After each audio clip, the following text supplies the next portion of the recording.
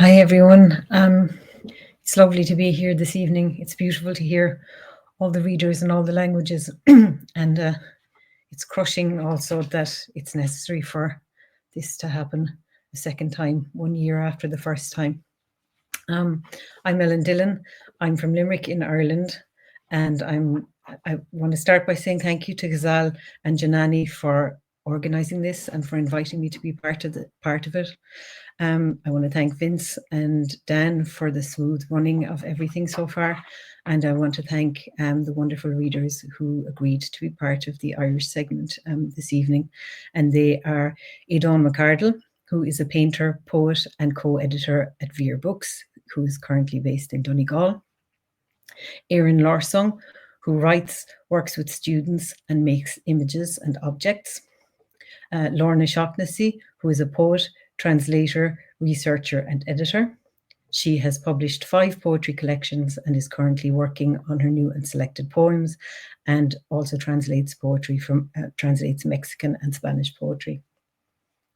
After Lorna, we will have Elle Reid Buckley, who is a writer, researcher, and community organizer from Limerick City. Their work is multidisciplinary and socially engaged, including critical and creative writing, zine making, collage, workshops, and event parties. After Elle, we'll have Kit Fright. Kit lectures in English at Dublin City University. His 5th collection of poems, Book of Inversions, co-authored with Harry Galonis, is forthcoming from Corrupt Press. And we'll finish with a video from Cleanna Vernock, who's from Waterford.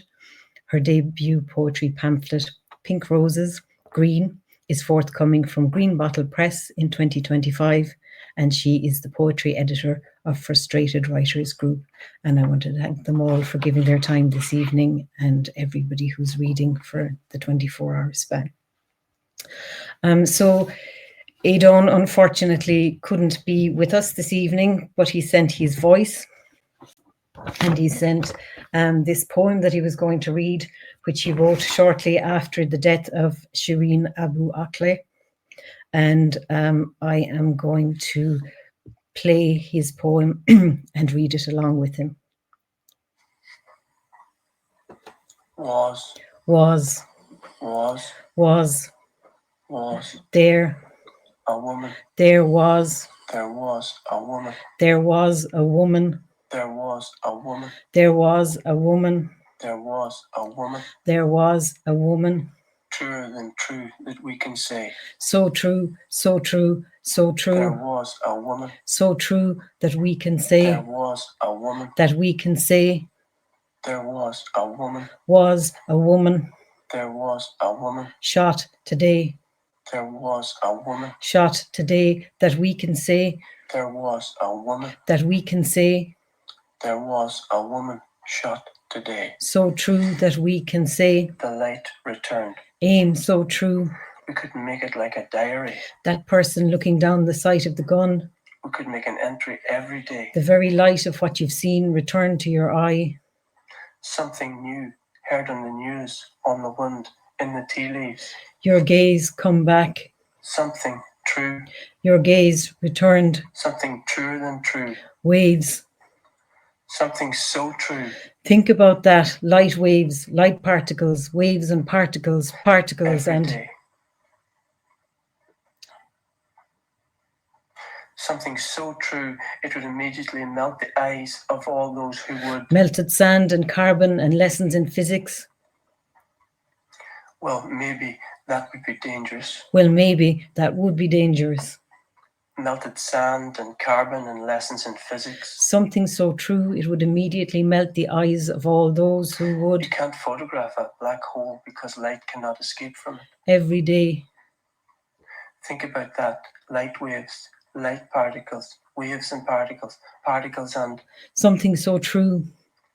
Waves. Something truer than true. Your gaze return. Something true. Your gaze come back. Something new heard on the news, on the wind, in the tea leaves. The very light of what you've seen returned to your eyes. We could make an entry every day. That person looking down the sight of the gun. We could make it like a diary. Aim so true. The light returned. So true that we can say, there was a woman shot today. that we can say, There was a woman. shot today, that we can say, There was a woman. shot today, There was a woman. was a woman, There was a woman. that we can say, There was a woman. so true that we can say, There was woman. so true, so true, so true. Truer than true than we can say. There was a woman, There was a woman. there was a woman, There was a woman. there was a woman, There was a woman. there was, A woman there was, was, was, was. was. Thank you, Dawn, for sending that poem and for sending your voice with that poem. And the other thing I'm going to read is from an Irish poet called Sean O'Riordan, great poet of empathy and of writing the connections between all of us creatures and things and people on the planet. And I'm going to read a poem of his called Ní Ceadmhac Nav Him. And afterwards, I'm going to read my own translation into English of that poem. Ní ceadmhac nav him, níl cuil, níl lawan, níl beach, dar cruthig dia, níl far, nach dúlgus dúin a las, níl ban. Ní ceadmhac nav him a dhéanamh dónim ní. Níl gealt in nglaun na gealt, nor huin síl in a ash, a hiúnclan ad a úmprian thar or geann or dinasna na bheabhar. Níl áit, níl shrua, níl sceach, dá ar gúlta iad, níl leach, bídís huig, hir nu has, nor ceart dúin macnamh a siomh, le geann is le báthíocht. Tá ad uin Afric has, dá irde I gearach, is cuid din iad ó geart. Níl áit fud na crinne, nach ann a saolaíoch sinne. Indifference is not allowed. There's no fly, no moth, no bee that God created, no man whose well-being isn't our concern, no woman. Indifference to their concerns is not allowed. There's no madman in the glen of the mad that we shouldn't sit with, keeping him company while he carries all our sickness in his mind for us. There's no place, no stream, no bush, however remote, no flagstone, be it north, south, east or west, whose position we shouldn't reflect on with love and sympathy. However far South Africa is from us, however high the moon, by rights they're part of us. There's no place on all the earth that isn't where we were given life. Saoirse den Philistine, Free Palestine. I'm going to pass you over now to Erin Larson. Thank you, Ellen. Thanks, everyone who's read. It's so beautiful to hear you. It's really reminded me why poetry matters, to hear you all night. Thanks also to Parmenar Press and everyone who's made this run so smoothly. These are 2 poems. They're for Randa and everyone else. Good Friday, 2018. In the rafters, nothing but air and light. If God is looking, what is visible are 14 dead and 1,100 wounded walking in Gaza today, out in the open. Such a simple thing, walking in the open, in Gaza, along a border in time and space. The poets are there already, in the crowds, in Gaza, walking in the open, alongside the dead and wounded, in the open, visible. My concerns about housework are dust. Or no, my concerns are the concerns of the women there in the open, in Gaza, walking in the open, in crowds, under the brilliant blue eye of God, toward the houses their mothers once kept, like mine.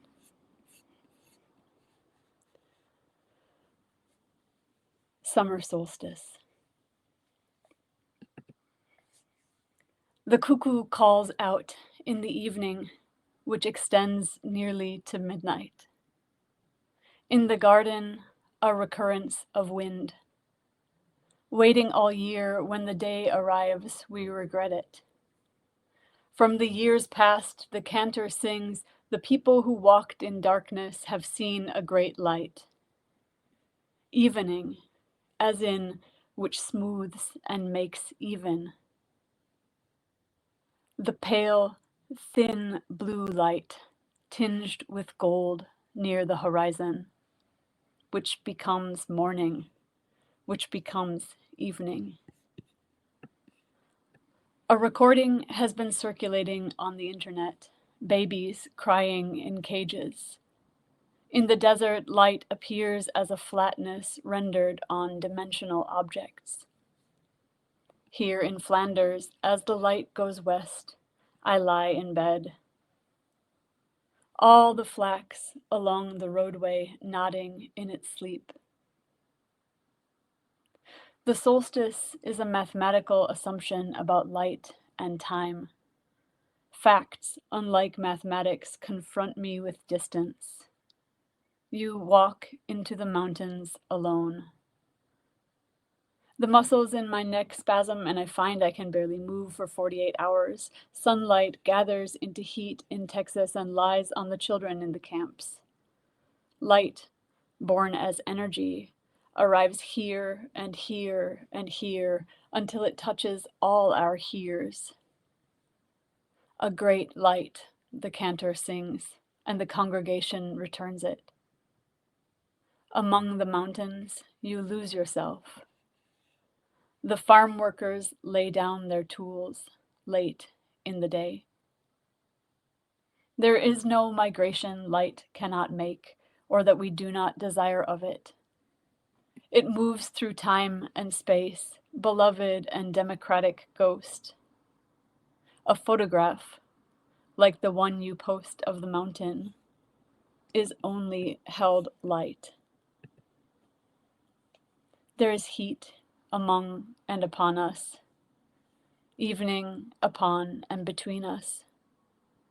Come, babies, with your mothers and fathers and siblings, among the borderless flax at this borderless time of year.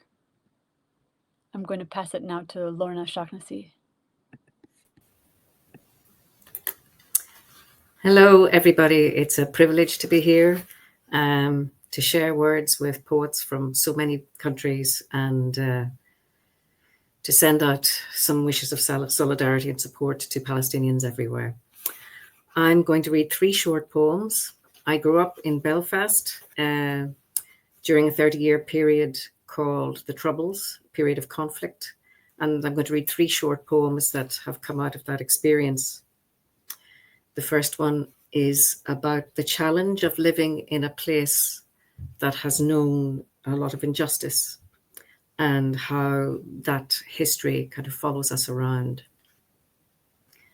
Dogged. The injured past comes back like a mangy dog.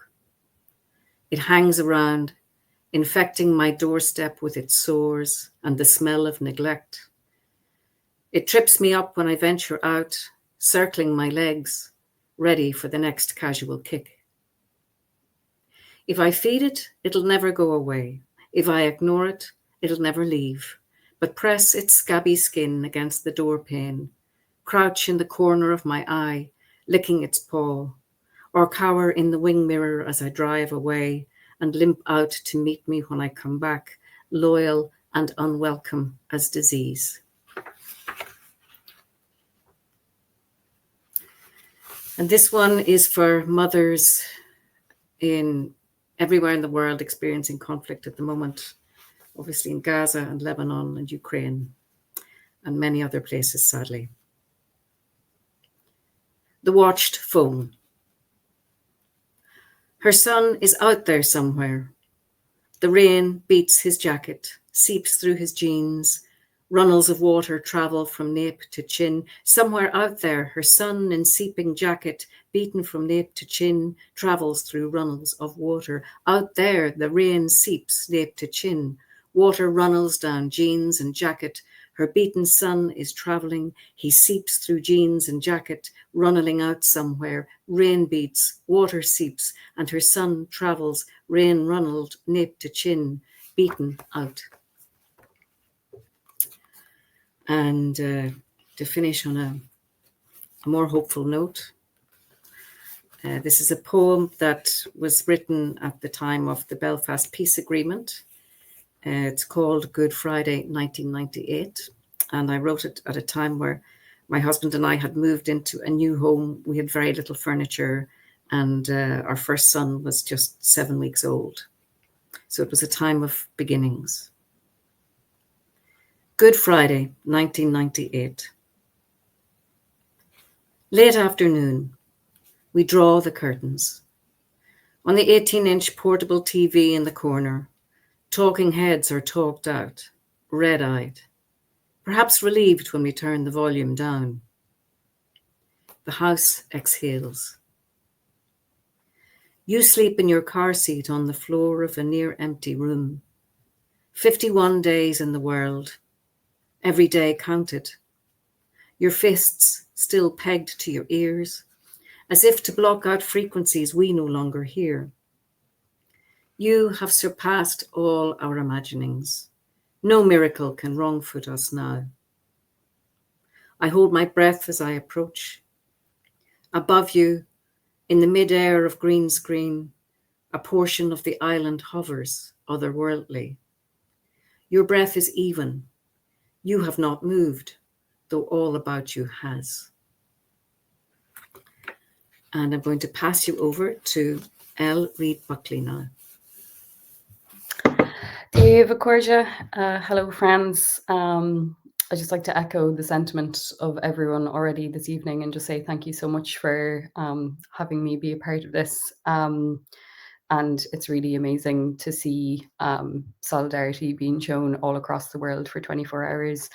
And I suppose it reminds me a lot of Diane de Prima's words of it'll take all of us shoving at the thing from all sides to bring it down. But I suppose also it's incredibly upsetting 420 days later in this genocide in Palestine that we are still having to do these actions and show these kind of expressions of solidarity when none of this should be happening at all. And I suppose it's incredibly frustrating to speak to you from Ireland today, where our government has increasingly shown hollow and symbolic gestures without enacting the Occupied Territories Bill to sanction Israel, where there's extreme police brutality against solidarity activists, and there's protesters being criminalized and charged with trespassing for challenging the presence of the US military landing in Shannon Airport and protesting the transmission of ammunition across Irish airspace without clearance. And I suppose it's incredibly frustrating considering that Ireland and Palestine have such shared similar struggles of colonization, but we also have beautiful cultural resistance in the face of our oppression. So the poem that I'll read this evening was written taking inspiration from Irish folk medicine or cures that were practiced by faith healers. And they were practices of sympathetic magic, and they didn't charge for these skills of the cure at all. Is very much a practice of mutual aid. Cures are also inherited, they're held, and they persevere over time. And I would like to dedicate this poem to my wonderful friend Tamara Najim from Gaza, who is living in Limerick now, for her strength and perseverance in the face of everything while her family remain in Gaza. So this poem is called A Cure. Find totem in all things, in periwinkle grey-blue feathers. Convince yourself it's a sign. Take 3 hawthorn berries. Leave them wizen. Pucker. Soften. Peel back one's carp. Drink in all its wild apple sweetness, full of fear and sex and death and superstition. Right at the side of the shock. Leave the last 2 as a gift. Tog trí casa timpeall an leis, de lámh a chur an cuéineach, bog mar fiona an uan. Take 3 turns around the fairy fort. Put your hands on the moss, as soft as the fur of a lamb. Steal tiny leaves you don't know, dry them out in the heat of the house, and then wake at daybreak for an absent sunrise. And thank the gods and the grebes and all the pike's teeth for the tiny conkers that, just like you, are bursting to get out.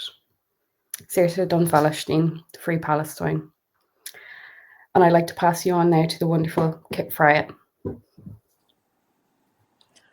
Good evening. I'd like to echo everyone else's thanks and also to say how privileged I feel to be able to express solidarity tonight, and again how saddened I am that it continues to be necessary. This is a poem by Rashid Hussain. It's translated into English by Abdul Wahab Al-Mesri. Cigarettes. Cigarettes and cigarette smoke, a rain of cigarettes, and a love striving not to turn into cigarette smoke, a whole people struggling not to turn into cigarette smoke. An ocean away, I'm alive yet dead, but I refuse to smoke these cigarettes. Cigarettes and cigarette smoke, but I love only one woman, one olive tree, one mother. I've burnt all the matches, but even without matches, all 3 burn me, and together compose one song. Cigarettes and cigarette smoke. When I smoke, I'm planting the olive trees of Galilee. I smoke away all exiles and all the prisons of Galilee. Not really cigarettes. Even so, cigarettes and cigarette smoke, doctors around me, a woman's love enveloping me. My life remains one burning fire, but not cigarettes. This is an extract from my version of a poem by Blaise Cendrale. Fling love-me-nots to the wind here, the storm unloosed. Trains roar like cyclones down tortuous tracks. Devilish toys. There are trains that never meet. Some just get lost along the way. The station masters play chess, backgammon, billiards, carom shots, putting English on the ball. The railroad is a new branch of geometry. Syracuse, Archimedes, and the soldier who gutted him, and the galleys and the destroyers, and the amazing machines he invented, and all that carnage, ancient history, modern history, the whirlwinds, the shipwrecks, so many associations of ideas that I can't make anything of because I'm a really shitty muse, because I forgot to take out travel insurance. I don't even know how to get myself there, and I'm scared. I give myself up to the acrobatics of memory.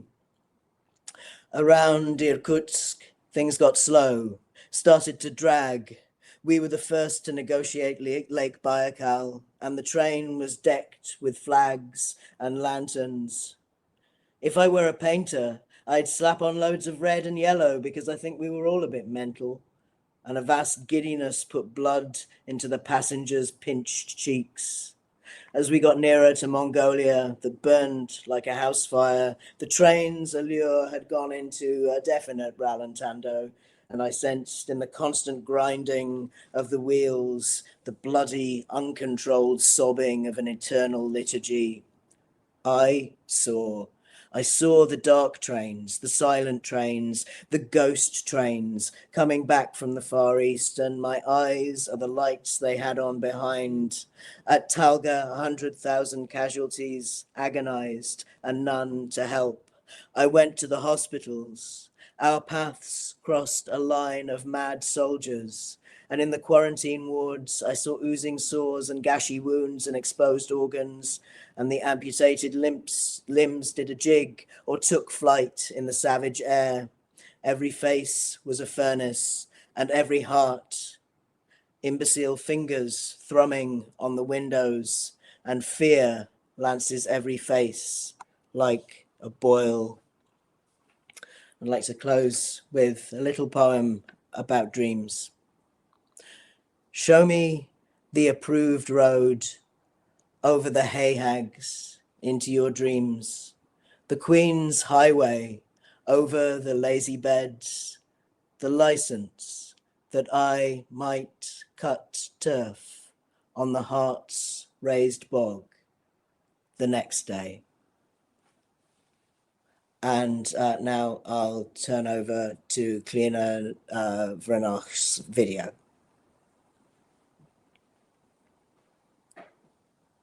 My name is Cliona Brannock, and I'm really glad to be here today to express my solidarity with the Palestinian and Lebanese peoples. I'd like to read a poem that I wrote about Judith beheading Holofernes. So this Old Testament story is well known from its depictions in paintings like that of Artemisia Gentileschi. What's less well known is that the story is set where Gaza is today, in the ancient city of Betulia. So Holofernes was a general who had cut off the water supply of the citizens. Even in the morning shower, it gets you. Scrub and think nothing. Spellbound.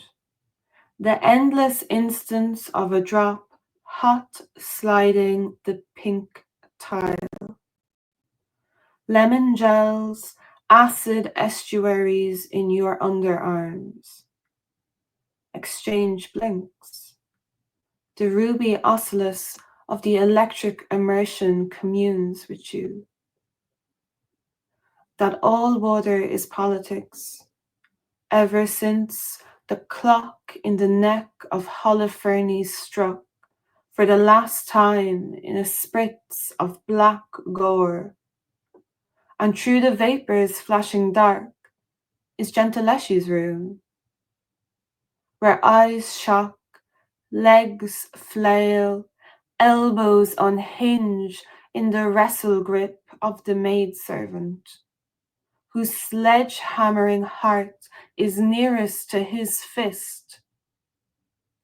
But what's eternity for Abra is a second for Judith, who drives the steel that cuts the throat, her eyebrows levering hell, her chest fort flinging a bell to bang out time's alarm, life to leap, blood at breakneck to almost orgasm to do it. A torrent of oils perpetually sealing her face, like the water you use to wash yourself with before work.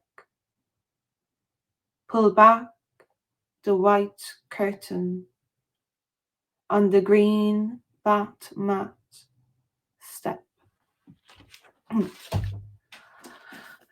So I'm also going to read some extracts from a poem by Sean Clark MacDonald, who was born in 1691, a few decades after Cromwell's genocide in Ireland. This poem was translated from the Irish by Thomas Kinsella for his anthology, Poems of the Dispossessed. Keep fast under cover, O stones, on the death of British landlord James Dawson. Keep fast under cover, O stones, in closet of clay, this grey-haired landlord, a bloody and treacherous butcher. Not in struggle or strife, in the fight are his exploits known, but ravaging and hanging and mangling the poor forever. To the wails of the abject he opened not his gate and answered no cry, nor gave them food for their bodies. If they dragged off brushwood or sticks or bits of bushes, he would draw down streams of blood from their shoulder blades. Behold the dwelling where Dawson is stretched under stones, who sent out droves to wander and ravaged thousands, left wretched women and babies to roam the country. And I pray you stay rammed forever in burning fires. O gravestone, grind his snarl and his yellow gums, his eyes and skull and tongue and great black hole, all joints and sinews and quick of this hump of slime, that he and his like may never appear again. Thank you very much, agus Saoirse don Palestine, Freedom for Palestine.